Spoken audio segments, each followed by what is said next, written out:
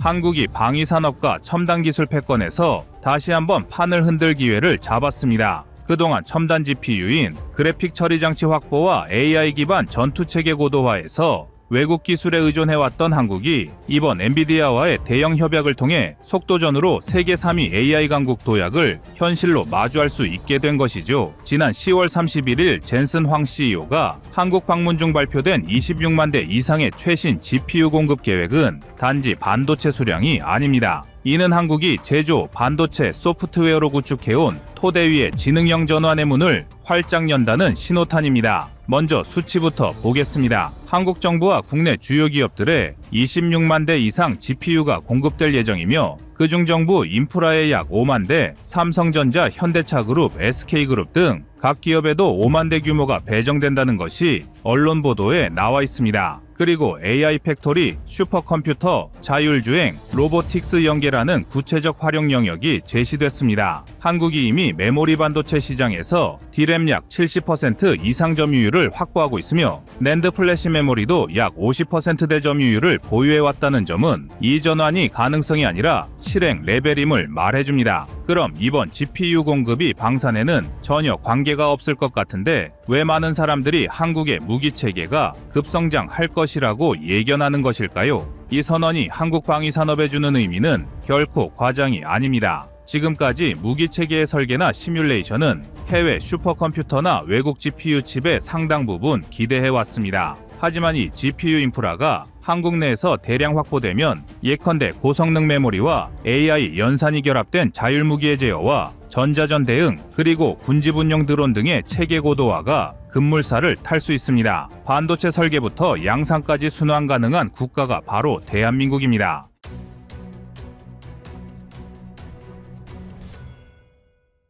이번 GPU 공급 계약의 본질은 한국이 AI를 수입하는 나라에서 AI를 생산하고 무장하는 나라로 변모한다는 데 있습니다. 엔비디아의 블랙웰 GPU는 현존 최고 수준의 병렬 연산 장치로 한 개의 칩이 초당 20페타플롭스를 처리할 수 있습니다. 한국이 확보한 GPU 26만 장은 총합 약 웩사플롭스에 달하는 연산력을 갖추게 된다는 뜻이며 이는 전 세계 국가 중 미국, 중국 다음으로 높은 수준입니다. 현대차그룹이 추진 중인 AI 팩토리는 단순한 차량 자율주행 데이터 학습소가 아닙니다. 차량, 로봇, 드론이 하나의 통합 AI 시스템으로 작동하는 피지컬 AI 전장훈련소가 될 가능성이 큽니다. 실제로 현대차는 엔비디아와 함께 AI 팩토리용 병렬 연산 클러스터를 구성하고 있으며 여기에 투입되는 GPU가 약 5만 장 규모입니다. 이 데이터 센터는 차량 제어뿐 아니라 로봇의 모션 예측, 군용 UGV의 지형 인식, 무인 수송체의 장애물 회피 학습까지 포함하도록 설계되고 있습니다. 이러한 변화는 한국 방산에 바로 연결됩니다.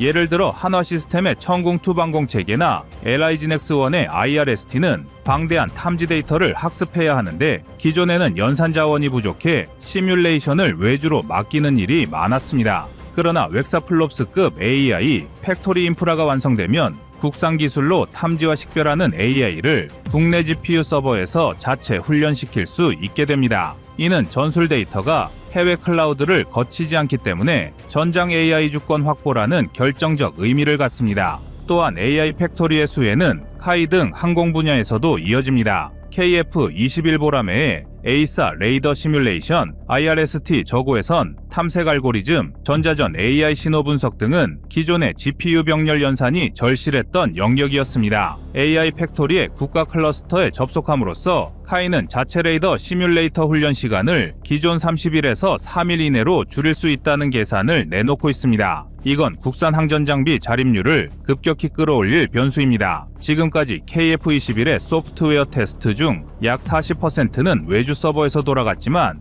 이제 그 전량이 국내에서 가능해지는 셈이죠. 그리고 여기에 SK하이닉스의 HBM4 메모리가 핵심 역할을 합니다. 이 제품은 세계에서 유일하게 1.6TB/s급 대역폭을 지원하며 블랙웰 GPU의 성능을 완전하게 발휘하게 만듭니다. 이 국산 APBM4는 AI 팩토리뿐만 아니라 국방 시뮬레이터, 탄도 궤적 분석, 전자전 신호 처리 시스템 등에 바로 적용될 수 있는 소재 산업 핵심 자산입니다. 즉 AI 팩토리는 반도체, 연산 국방까지 직결되는 한 줄기 사이클을 한국이 직접 가지게 되는 겁니다. 이건 미국이나 일본조차 분리된 체계를 운영하는 것과 대조됩니다. 특히 일본의 소니 AI랩 또는 닛산의 로보틱스 연구소는 GPU 자체 생산 역량이 없고 주로 엔비디아나 AMD 칩을 소규모로 임대하는 형태로 운영됩니다. 한국처럼 칩을 만들고 그걸 AI로 훈련시키고 결과물을 다시 산업에 반영하는 완전 내순환 체계는 세계적으로도 전례가 거의 없습니다.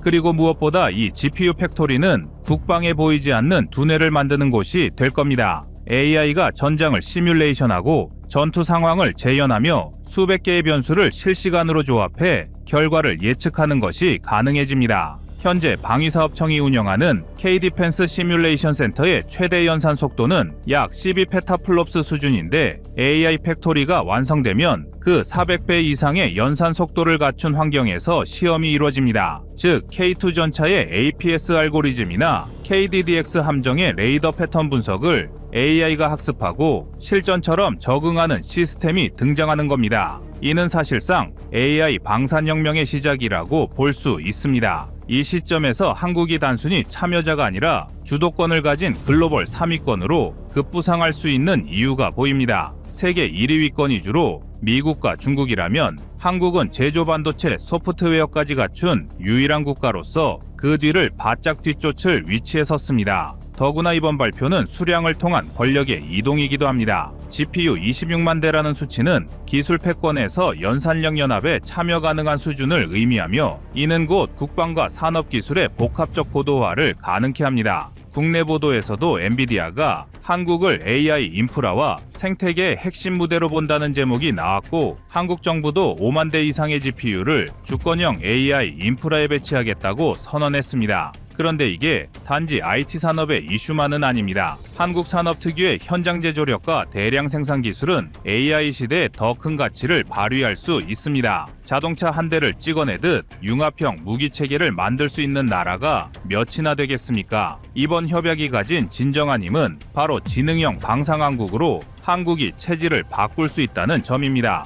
예컨대 어떤 국가든 메모리를 잘 만들 수는 있지만 메모리를 만들면서 그 위에서 AI 연산이 돌아가고 다시 그 데이터를 이용해 설계와 양산을 자동화하는 순환 생태계를 갖춘 나라는 드뭅니다. 한국은 그 생태계를 이미 갖춰왔고 이번에 그것을 확장할 기회를 잡았습니다. 그리고 이 순간 우리는 메모리 강국이라는 표현을 넘어서 지능형 시스템 강국이라는 새로운 정체성을 선언하게 된 것입니다. 한편으로는 지정학적 의미도 큽니다. 미국이 중국의 반도체 수출을 제한하면서 기술 패권이 이동하고 있는 상황에서 한국은 그 틈새에서 신뢰 가능한 기술 허브로 부상하고 있습니다. 즉 기술 패권의 중심축이 미국과 중국 양축에서 한국을 중심으로 재편될 여지가 생긴 것입니다. 이런 맥락에서 젠슨 황기, 한국을 매니어팩처링 인텔리전스의 거점이라 표현한 것 또한 과장이 아닙니다. 이제 우리는 기술이 단순 산업 수준을 넘어 국가 경쟁력과 안보의 근간이 되는 시대에 살고 있습니다. 한국이 확보하는 26만 대 이상의 GPU는 단지 연산장치가 아니라 전장의 지능화와 국가 전략 자산으로 기능할 수 있는 기반입니다. 이 연산력이 국방무기체계의 지능화, 자율화, 실시간화로 이어진다는 점에서 한국이 다음 방위산업사에서 미리 칸을 차지했다는 표현이 어울립니다.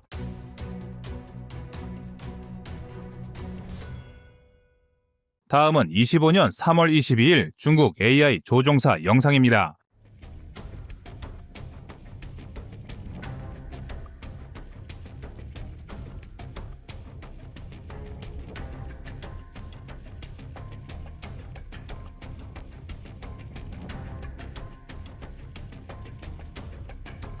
모의 공중전에 참여할 때마다 격추당하기 바쁜 중국. 역시 이번에도 중국 조종사들은 참패를 면하지 못했습니다. 중국은 최근 자체적으로 실시한 모의 공중전에서 뼈아픈 결과를 받았는데요. 그런데 이번에는 그 상대가 매우 특이했는데 중국 조종사들이 상대한 가상의 적은 AI 조종사였습니다. 즉 중국은 실체도 없는 가상의 적조차 이기지 못했다는 것입니다. 그러나 중국은 의외의 반응을 내보이고 있습니다. 오히려 중국 측 연구개발진은 자신들이 개발한 AI 조종사 기술이 매우 뛰어나다는 것을 입증했으며 자신들의 시스템을 활용한다면 기존 방식보다 적전투기를 10배 더 효과적으로 격추할 수 있다고 주장합니다.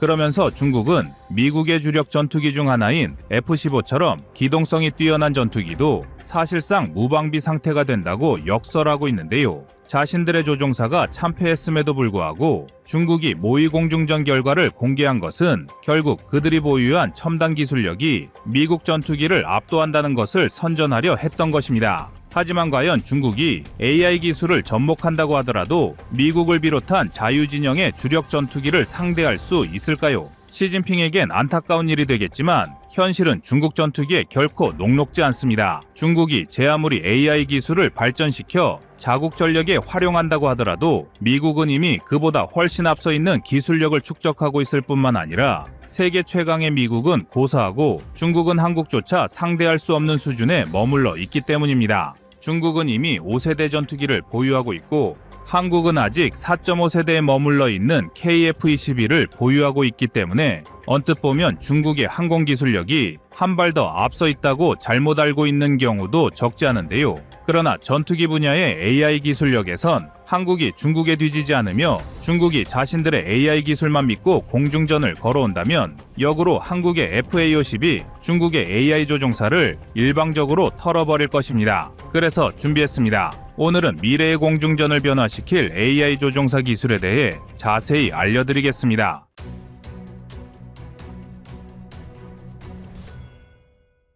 현재 중국이 모의 공중전에서 활용하고 있는 AI 프로그램은 욜로 버전 8이란 기존의 프로그램을 수정한 버전으로 해당 AI는 최신적에선 이미지 기술을 사용하여 인간이 예측하지 못하는 적 전투기의 움직임을 사전에 예측할 수 있는 것으로 알려졌습니다. 중국 측 주장에 따르면 자신들의 AI 조종사는 미국 F-15 전투기의 꼬리 날개에 있는 1.5m짜리 방향타나 2m짜리 승강타 같은 작은 제어 장치의 움직임까지 파악하고 이를 기반으로 상대의 비행 경로를 예측할 수 있다고 하는데요. 더욱 놀라운 점은 상대가 회피 기동을 펼치기 전에 다음 동작을 예측하는 시간이 1000분의 1초에 불과하다는 것입니다. 중국의 이러한 AI 기술력은 자신들이 기존보다 10배나 더 효율적으로 적 전투기를 격추할 수 있을 것이란 헛된 기대감까지 불러오게 만들었는데 사실 지금껏 전투기의 기동을 예측하는 것은 불가능에 가까운 영역으로 평가되었습니다. 인간의 공중 기동은 본능에 가깝기 때문에 일정한 패턴이나 경우의 수를 가지고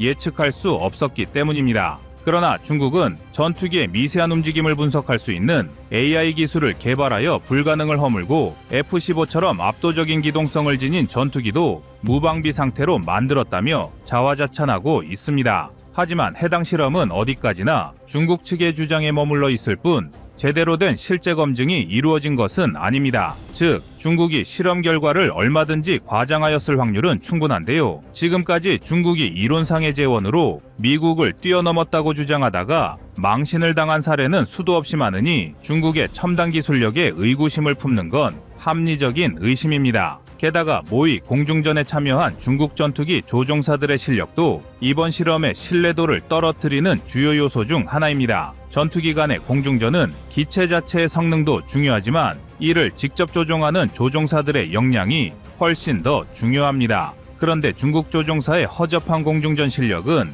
이미 태국과의 모의 공중전에서 여실히 드러난 바 있습니다. 당시 중국군의 에이스 조종사였던 리중환은 공식 강연을 통해 중국이 태국에게 참패한 이유를 밝혔는데 가장 결정적인 원인은 중국 조종사들의 훈련이 빈약하고 전술 배합이 제대로 이루어지지 않았다는 점을 손꼽았습니다. 리중화의 발언에 따르면 태국 공군은 실전과 비슷하게 중국 전투기를 공략했으나 중국 조종사는 이에 대한 대응 능력이 없었으며 적의 공격을 어떻게 회피해야 할지 정확한 판단을 내리지 못했다는 점을 지적했는데요. 이처럼 실전 능력이 뒤떨어지는 중국 조종사들의 수준은 AI 조종사와 치른 이번 모의 공중전에서도 적지 않게 반영되었을 것입니다. 다시 말해 수준이 떨어지는 중국 조종사를 상대할 때와 실전 경험이 풍부한 자유진영의 조종사를 상대할 때는 제 아무리 AI 기술이라 하더라도 다른 결과물을 얻게 될 수 있다는 것입니다. 게다가 미국을 비롯한 자유진영은 이미 오래전부터 전투기에 AI 조종사가 탑재될 것을 예상하며 이에 대한 지속적인 훈련을 진행하고 있다는 점도 고려할 필요가 있습니다. 미국은 지금으로부터 5년 전인 2020년에도 자국 조종사들과 AI 전투기 간의 모의 공중전을 실행하였으며 이러한 훈련 기조는 지난해에도 이어졌습니다. 2024년 미국은 F-16 전투기에 AI 조종사를 탑재한 후 유인 전투기와 610m까지 근접하여 공격과 방어를 주고받는 훈련을 실시하며 미래 공중전에 대비하는 행보를 꾸준히 보여주고 있습니다.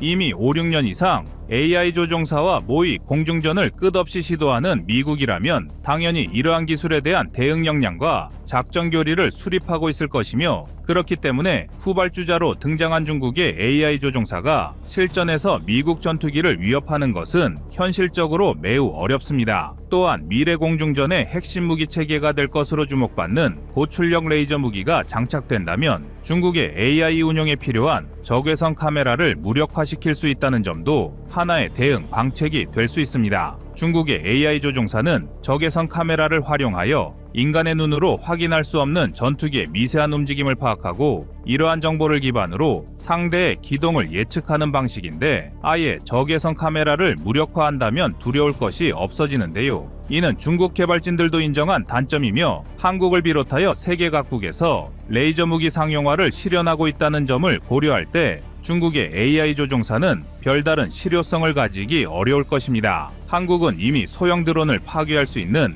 레이저 대공 무기를 실전에 배치하기 시작했으며 이를 바탕으로 KF-21 등 전투기에도 레이저 무기 장착을 연구하고 있습니다. 국방부 관계자의 발언에 따르면 한국은 2028년 이후 전투기 탑재 레이저 무기 개발이 가능할 것으로 보이며 향후 2035년쯤에는 실전 배치까지 가능할 것으로 예상되는 상황인데요. 군 당국과 관련 기관의 전폭적인 지원이 가능하다면 개발 기간을 단축하는 것은 어렵지 않은 일이며 중국이 AI 조종사를 실전에 활용할 때가 된다면 한국은 KF-21과 레이저 무기를 전력화하고 만반의 대비 태세를 완료할 것입니다. 이처럼 중국은 자신들의 첨단 기술력이 자유진영의 주력 전투기들을 완전히 무력하게 만들 것이라 호언장담하는 것과 달리 실상은 아직 구멍이 많은 단계에 머물러 있습니다. 그렇다면 반대로 우리 대한민국의 AI 기술은 어느 정도 수준에 올라와 있을지 살펴보는 것도 필요한데요. 한국은 2030년 이후부터 완전 자율형 AI가 FA-50을 조종하여 KF-21 유인 전투기와 유무인 복합 체계를 구성할 수 있도록 체계를 개발하고 있습니다.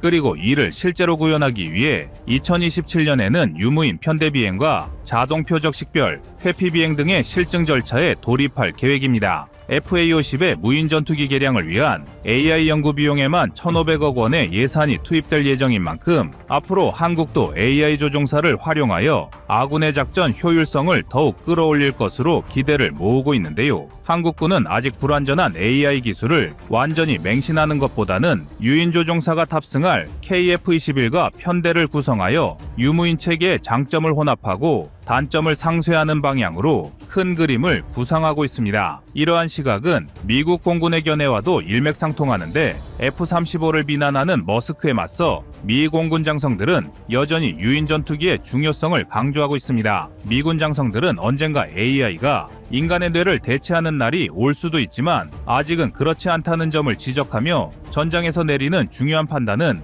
반드시 사람이 해야 한다는 점을 강조했습니다. 다시 말해 중국처럼 무조건 AI 조종사가 적 전투기를 모조리 제압할 것이라 믿는 생각은 매우 오만한 판단이며 복잡한 전장에서 정확한 판단을 내리기 위해서는 무인 전투기와 AI 기술을 종합적으로 활용하는 유인 조종사의 역할이 중요하다는 것입니다. 따라서 한국은 다양한 활용성을 지닌 FA-50에 AI 기술을 접목하여 무인 전투기로 개량하되 전체적인 작전을 지휘하는 것은 사람이 탑승한 KF-21이 맡음으로써 유인 전투기와 무인 전투기의 시너지를 극대화하는 방향을 선택하였습니다. 바야흐로 AI 기술은 미래 공중전에서 승패를 가르는 핵심 기술이 될 것입니다. 하지만 중국은 이처럼 중요한 기술을 단순히 미국 전투기에 대한 우위 요소로 선전하기만 바쁜 모습을 보여주고 있는데요. 중국이 첨단 기술력을 실질적인 군사작전에 어떻게 활용할 것인지 깊은 고민을 하지 않는 점은 반대로 우리 공군에겐 더할 나위 없이 반가운 일입니다. 한국이 급변하는 국제사회의 안보 환경을 극복하고 미래 전장에서 승리하기 위해서는 대외 선전에만 혈안이 된 중국을 반면교사로 삼아 첨단 기술력을 전술적으로 어떻게 더 효율적으로 사용할 것인지를 고민해야 할 것입니다.